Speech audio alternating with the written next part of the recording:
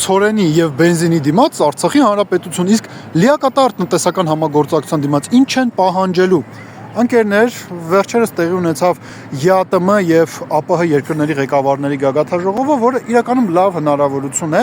որոշակի առումով ամփոփել համագործակցությունը Եվրասիական տնտեսական միության հետ, Ռուսաստանի Դաշնության հետ, ԱՊՀ անդամ պետությունների հետ։ Ընկերներ, մեր արտաքին առևտրաշրջանառության ավելի քան 37%-ը Ռուսաստանի, ԵԱՏՄ, ԱՊՀ-ի հետ է։ Եվրոմիության հետ մենք ընդհանուր 12%-ն ենք, բայց Եվրոմիությունը նույնիսկ այստեղ մի կողմ ենք թողնում։ Ընկերներ, իշխանությունները այս ամեն ինչը շատ լավ հասկանում են, շատ լավ տեսնում են, բայց հաշվի առնելով այն հանգամանքը, որ իրենց համար տնտեսականն չի կարևորը, այլ քաղաքական բաղադրիչն է դոմինանտային, ակնհայտ է, որ հենց որ Հայաստանը ունենա հարաբերությունների ինչ որ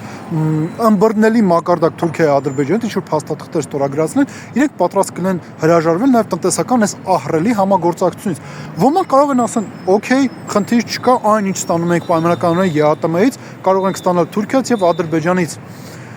Միգուցե դուք իսկապես այդպես եք մտածում, բայց արձանագրենք հետևյալը. բենզին ու ցորեն Հայաստան ուղարկելու համար